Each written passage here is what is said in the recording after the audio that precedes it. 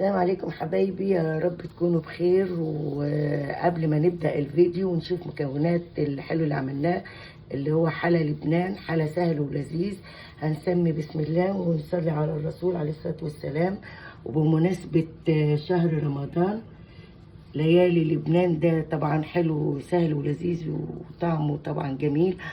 وبمناسبة الشهر الكريم أحب أهنئكم بيه وأقول لكم كل عام وأنتم بألف خير وصحة وسعادة. وشايفين حلاوة الحلو منظره. طبعا احنا حطينا عليه هنا القطر، أو في بعض البلدان بيقولوا الشيرة، شايفينه. ممكن تحطوا عسل بدل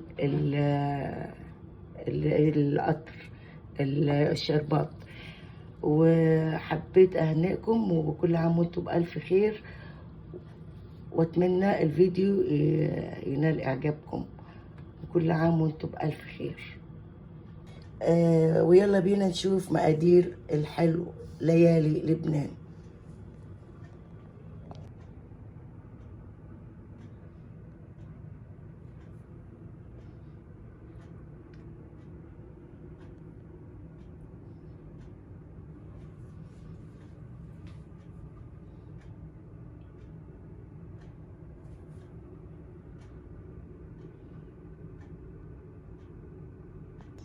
حبايبي دي مكونات الحلا اللي هعمله النهارده، اللي هو ليالي لبنان. من احلى الحلويات اللي ممكن تقدميها في رمضان. سهل وخفيف ومكوناته بسيطه. اول حاجه عندنا هنا كوبايه ونص سكر. عندنا هنحط ده للشيرة او الشربات. هنحط على الكوباية ونص سكر كوباية مية، نفس المعيار اللي هنعمله. هنا 5 كوبايات لبن حليب. هنا كوباية سميد، علبة قشطة. اول حاجة هنحط كوباية السكر،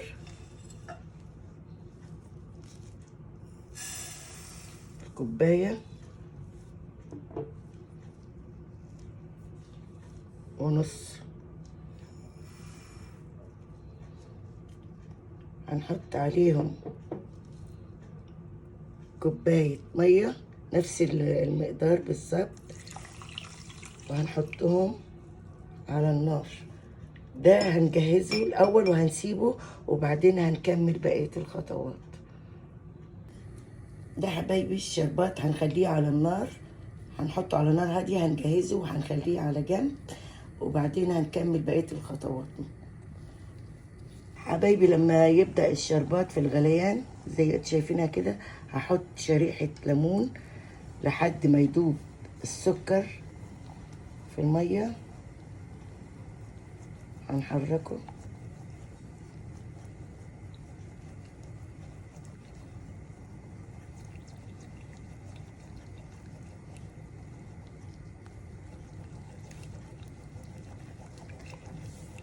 دلوقتي. ده بالسكر هنخليه على نار هادية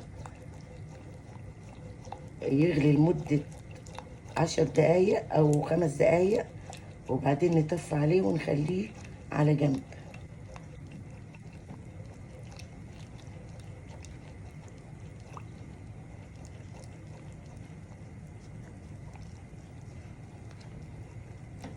لتحضير حلا ليالي لبنان هنحط اللبن الحليب الأول. الكوباية اللي هو 5 كوبايات وربع، دي كوباية.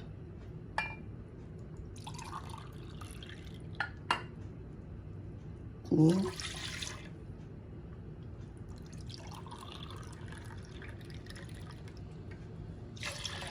تلاتة، 4،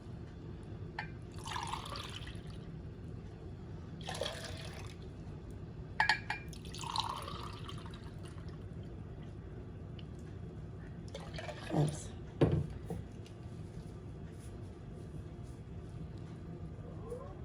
نفس الكوباية المقدار دي. هنا أنا عندي نص كوبايه سكر حسب الرغبه، حسب انت تحب، ممكن تزودي ممكن تقللي براحتك، لان احنا هنحط عليه اللي هو الشربات اللي عملناه. هنحط انا هنا حطيت يعني اكتر من الربع بشويه سكر. هنقلبه على البارد.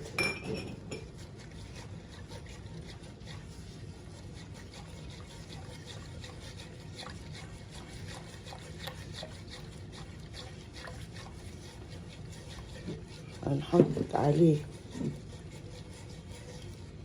كوباية السميد. عايزين الكوباية نفس الكوباية اللي أنا عيرت فيها الحليب، عيرت فيها السكر، ونفس الكوباية دي السميد. هنحطها وهنقلب على البارد برضو.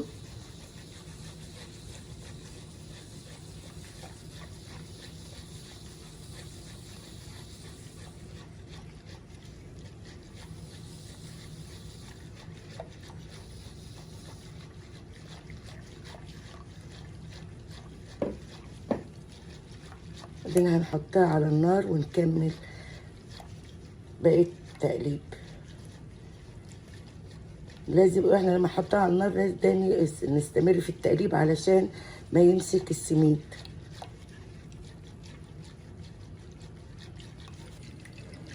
حطيناها على النار وهنستمر في التقليب.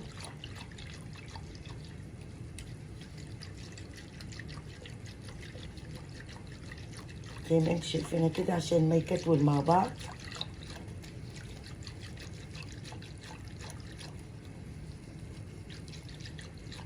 دي من ألذ الحلويات اللي ممكن تقدميها، حلا لبنان، ليالي لبنان.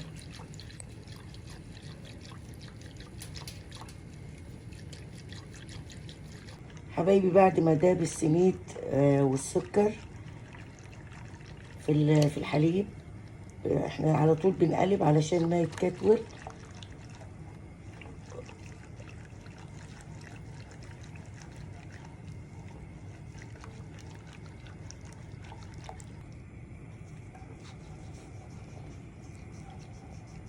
بعد ما متمسك الخليط وغليت زي كده هنحط معلقة مية ورد، ده طبعا حسب الرغبة، معلقة كبيرة مية ورد، ومعلقة كبيرة مية حسب الرغبة برضو. هنقلبه لمدة دقيقتين وبعدين نحطه في القالب بتاع التقديم.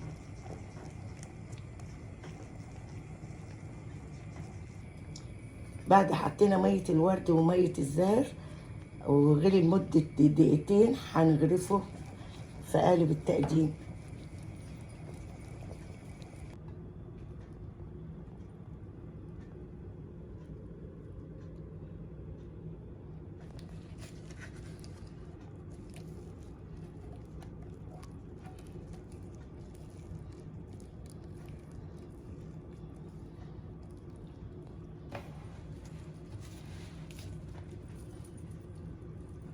ده حبايبي حلا لبنان. هنحطه بس يبرد شوية، هنحطه لمدة ربع ساعة في التلاجة، وهنحط على الوش القشطة وما يطلع من التلاجة واحنا بنحط القشطة هنشوفه مع بعض. ده حبايبي حلا لبنان بعد ما برد. هنحط القشطة،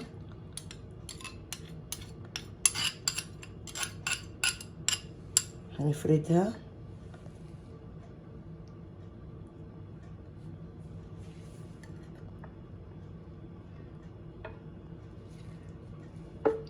نحاول نفرد شوية شوية كده.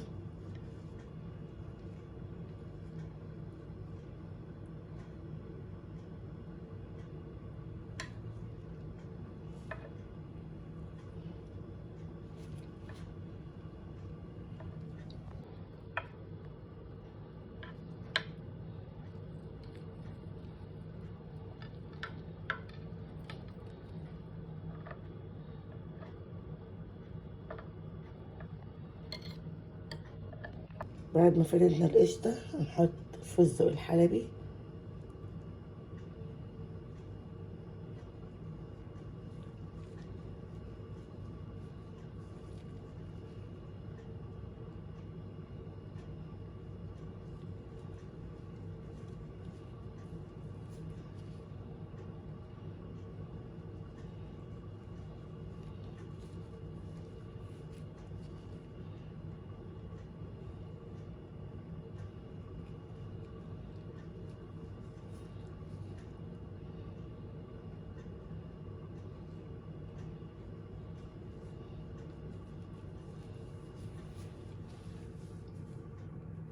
شكلها شايفين ده الشكل كده، الطعم هيكون ازاي. دي من احلى الحلويات اللي ممكن تعمليها، وسهلة وسريعة.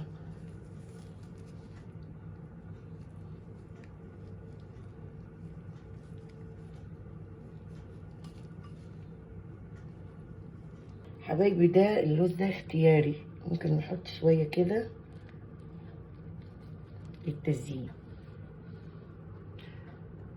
هنحطها في التلاجة لحد ما القشطة تجمد والليالي اللبنان، وبعدين هنقطعها مع بعض.